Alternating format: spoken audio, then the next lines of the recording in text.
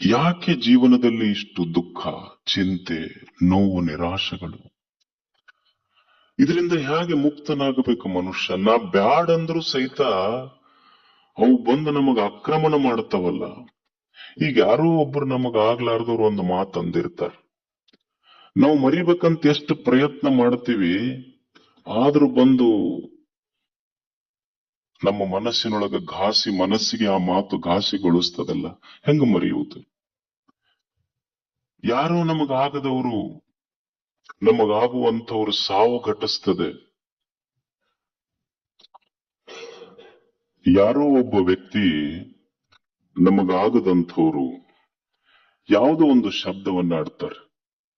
ಆ ಶಬ್ದ ನಮ್ಮ ಮನಸ್ಸನ್ನು ಎಷ್ಟು ಘಾಸಿಗೊಳಿಸ್ತದಲ್ಲ. ಆಡಿದ ವ್ಯಕ್ತಿ ಇಲ್ಲ, ಆದ್ರೆ ಆಡಿದ ಮಾತು ಮನಸ್ಸಿನೊಳಗಡದೈತಲ್ಲ. ಇದರಿಂದ ಮುಕ್ತನಾಗುವುದು ಹೇಗೆ ಮನುಷ್ಯ? ಯಾರೋ ಒಬ್ರು ತೀರಿ ಹೋಗಿದ್ದಾರೆ ನಮಗಾಗುವಂಥವ್ರು, ತಂದೆಯೋ ತಾಯಿಯೋ ಅಣ್ಣ ತಮ್ಮ ಮಗ. ಅದರ ನೆನಪನ್ನ ಮರೆಯುವುದೇ ಹೇಗೆ ಮನುಷ್ಯ? ದುಃಖಂತೂ ಆಗ್ತದಲ್ಲ. ಯಾರೋ ಒಬ್ಬ ವ್ಯಕ್ತಿ ಆಡಿದ ಮಾತು ಎಂದೂ ಆಡಿದಾರ. 10 ವರ್ಷದ ಹಿಂದೆ ಒಂದು ಶಬ್ದ ಹೇಳಿರ್ತಾರೆ, ನಮಗ್ ಅಂದಿರ್ತಾರ ಅವ್ರು. ಈಗ ತಾಯಂದಿರ ಅನ್ನೋದಿಲ್ಲ. ಏನಂತೀರಿ ಅಂದ್ರ, ನಿಮ್ಮೊಳಗ ಮಾತಾಡ್ತಿರ್ತೀರಿ ನೀವು. ನಾ 10 ವರ್ಷ ಆತ ನಮ್ ತವ್ರ ಮನಿ ಕಟ್ಟಿ ಹತ್ತಿಲ್ಲ. ಯಾಕಂದ್ರ ನಮ್ಮ ಅಣ್ಣನ ಹೆಣತು ಅವ್ವ ಅಪ್ಪ ತಮ್ಮ ಏನೋ ಒಂದು ಮಾತಾಡಿರ್ತಾರ. ಅಂದ್ರೆ 10 ವರ್ಷದಿಂದ ಆಡಿದ ಮಾತು ತಲೆಯಾಗಿ ಇಟ್ಕೊಂಡು ನಾವೇನ್ ಅಂತಿರ್ತೀವಿ, 10 ವರ್ಷ ಆತ ನಾನು ಅವ್ರ ತವ್ರ ಮನಿ ಹೊಸ್ತಲ ತುಳಿದಿಲ್ಲ ಅಂತ ಇವ್ರ ಅಂತಿರ್ತಾರ. ಅವ್ರ ತವ್ರ ಮನೆಯವ್ರ ಅಂತಿರ್ತಾರ, ಬಾಳ ಚಲೋ ಆತ್ ನಮ್ಮ 10 ಹೊಸ ಸೀರೆ ಉಳ್ದು ಅದು ಬರ್ಲಾರ್ದಕ್ಕಂತ ಅವ್ರ ಅಂತಿರ್ತಾರ. ಅಂದ್ರೆ ಎಂದೋ 10 ವರ್ಷದ ಹಿಂದೆ ಆಡಿದ ಒಂದು ಮಾತು ಇಂದು ಬಂದು ನನಗ್ ಕುಂತು ಘಾಸಿಗೊಳಿಸಕತ್ತೈತೆಲ್ಲ. ಇದರಿಂದ ಹೆಂಗ್ ದೂರ ಆಗಬೇಕು ಮನುಷ್ಯ? ಈಗ ನಾವು ನಮ್ಮ ಮನಿ ಮಗ್ಗಲ್ದವ್ರು ನಮಗ್ ಬಹಳ ಕೆಟ್ಟದ್ ಮಾಡ್ಯಾರ, ಕೆಟ್ಟದ್ ಮಾತಾಡ್ತಾರಂದ್ರ ಓಣಿ ಚೇಂಜ್ ಮಾಡಬಹುದು, ಊರು ಬದಲು ಮಾಡಬಹುದು. ಆದ್ರ ರಾತ್ರಿ ನಿಮ್ ಒಕ್ಕೊಳಕ್ ಹೋದಾಗ 100 ಮಂದಿಯೊಳಗ 99 ಮಂದಿ ಪ್ರೀತಿ ಮಾಡೋರಿದ್ರ ಅವ್ರು ಬಂದಿಲ್ಲ. ಯಾರೊಬ್ರು ಟೀಕಾ ಮಾಡಕತ್ತಾನ ಅವನ ಬಂದು ಕಾಡ್ತಾನಲ್ಲ. ನೀವ್ ಇವನ್ನೆಲ್ಲಾ ಮರಿಬೇಕಂತ ಪೂಜಾದ ಕೋಲಾಗಿ ಹೋಗಿ ಕಣ್ಣು ಮುಚ್ಕೊಂಡು ಕುಂತೀರಿ. ಯಾರ್ ಧ್ಯಾನ ಮಾಡ್ಬೇಕಂತ? ದೇವ್ರದು. ಆದ್ರ ನಿಮ್ ಧ್ಯಾನದಾಗ ಬಂದವ್ರು ಯಾರು? ಯಾರಿಗ್ ಬ್ಯಾಡ್ ಅಂದಿರಿ ಅವ ದೇವ್ರಕ್ಕಿಂತ ಮೊದಲು ಪ್ರತ್ಯಕ್ಷ ಆಗಿರ್ತಾನ.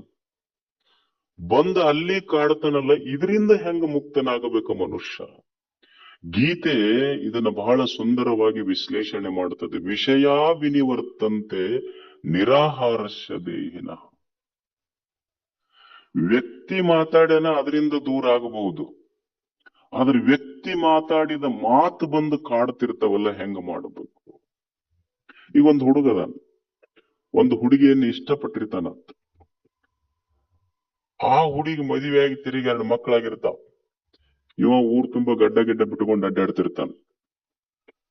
ಇದು ಒಂದು ರೋಗ. ಇದು ಈ ನೀವು ಹಳ್ಳ್ಯಾಗ ಅಂತಿರ್ತಿರಲ್ಲ, ಅದಕ್ಕೇನಂತೀರಿ, ಬಹಳ ಹರಡ್ತಿರ್ತೈತಲ್ಲ, ಮಲೇರಿಯಾ ಅಂತಿರಿಲ್ಲ, ಇದಕ್ ಲವೇರಿಯಾ ಅಂತಾರ. ಇದು ಒಂಥರ ರೋಗ, ಇದು ಸಾಂಕ್ರಾಮಿಕ. ಇದು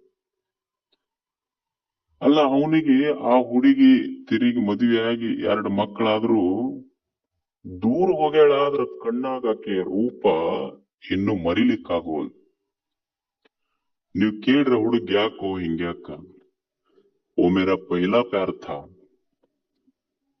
ನೀವ್ ಸುಮ್ನೆ ವಿಚಾರ ಮಾಡ್ರಿ, ಮನುಷ್ಯ ಎಷ್ಟು ಅಜ್ಞಾನದಲ್ಲಿ ಬೀಳ್ತಾನ ಅಂದ್ರ, ಎಲ್ಲೋ ಹಾದಿಯಲ್ಲಿ ಹೋಗುವಾಗ ಒಂದು ಹುಡುಗ ಒಂದು ಹುಡುಗಿಯನ್ನ ನೋಡಿದ ಪ್ರೇಮ ಮೊದಲ ಪ್ರೇಮವೋ, ಅಥವಾ 10 ದೇವರಿಗೆ ಹರಕೆ ಹೊತ್ತು ನನ್ನನ್ನ ಈ 10 ದೇವರಿಗೆ ಹರಕೆ ಹೊತ್ತು ನನ್ನನ್ನ ಭೂಮಿಗೆ ತಂದು, ಭೂಮಿಗೆ ಬಿದ್ದಾಗ ನನ್ನ ಕಣ್ಣಾಗ ಕಣ್ಣಿಟ್ಟು ನೋಡಿ ನನ್ನ ಮಗ ದೊಡ್ಡವಾಗಬೇಕಂತೂ ಹರಿಸಿದ ತಾಯಿಯ ನೋಟ ಮೊದಲ ಪ್ರೇಮವು ಅನ್ನೋದು ನಾನು ವಿಚಾರ ಮಾಡ್ಬೇಕಲ್ಲ ಒಂದು ಕ್ಷಣ.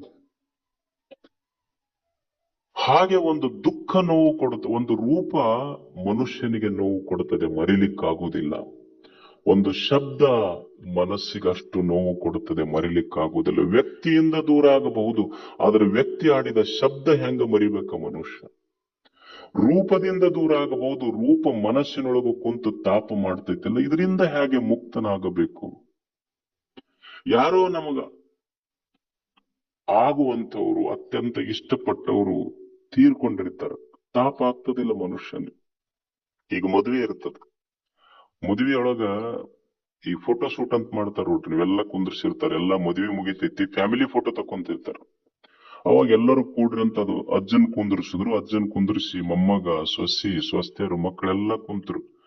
ಅವ ಫೋಟೋಗ್ರಾಫರ್ ಸ್ಮೈಲ್ ಪ್ಲೀಸ್ ಅಂತ ಅವ ಅಂತಿದ್ದ. ಇವ ಸ್ಮೈಲ್ ಈ ಮುದುಕಗೊಂದು ಮೈಲ್ ಇತ್ತ ಅವನಿಗೆ, ಅದು ಅಳತಿತ್ತು ಮುದುಕ. ಎಲ್ಲ ಮೊಮ್ಮಕ್ಕಳಿಗೆ ಆಶ್ಚರ್ಯ, ಅಲ್ಲ ಮದ್ವಿ ಸಂಭ್ರಮ ಇಷ್ಟು ಚಲೋ ಐತಿ, ಅಜ್ಜ ಯಾಕೆ ಅಳಕತ್ತಿ ಅಜ್ಜ ಅಂತ ಕೇಳಿದ್ರ ಅವ್ರು.